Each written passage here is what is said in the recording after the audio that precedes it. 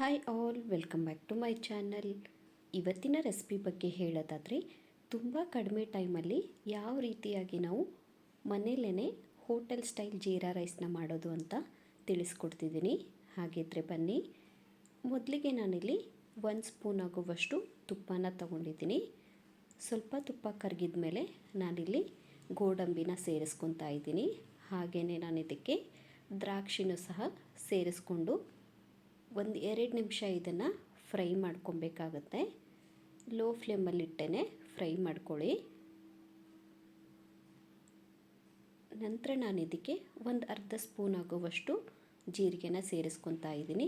ಇದನ್ನು ಕೂಡ ನಾವಿಲ್ಲಿ ಸ್ವಲ್ಪ ಹೊತ್ತು ಫ್ರೈ ಮಾಡ್ಕೊಬೇಕಾಗತ್ತೆ.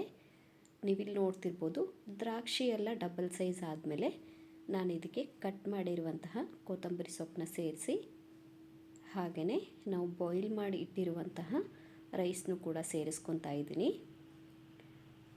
ನಂತರ ನಾನು ಇದಕ್ಕೆ ಸ್ವಲ್ಪ ಉಪ್ಪನ್ನ ಸೇರಿಸ್ಕೊತಾ ಇದ್ದೀನಿ. ಇವಾಗ ನಾವಿಲ್ಲಿ ಚೆನ್ನಾಗಿ ಮಿಕ್ಸ್ ಮಾಡಿಕೊಂಡ್ರೆ ನಮಗಿಲ್ಲಿ hotel style jeera rice ready ಆಯಿತು. ಅದು ಅತಿ ಕಡಿಮೆ ಟೈಮಲ್ಲೇ ಜೀರಾ ರೈಸ್ ನಮಗಿಲ್ಲಿ ರೆಡಿ ಆಯಿತು. ನೀವು ಇದನ್ನು ಈಸಿಯಾಗಿ ಸರ್ವ್ ಮಾಡ್ಕೊಬೋದು. ಸೊ ನೋಡಿದ್ರಲ್ಲ ಫ್ರೆಂಡ್ಸ್, ಎಷ್ಟೊಂದು ಈಸಿಯಾಗಿ ಹಾಗೆಯೇ ಕಡಿಮೆ ಟೈಮಲ್ಲೇ ಮನೇಲೇ ನಾವು ಜೀರಾ ರೈಸ್ ಮಾಡ್ಕೊಳ್ಳೋದು ಅಂತ.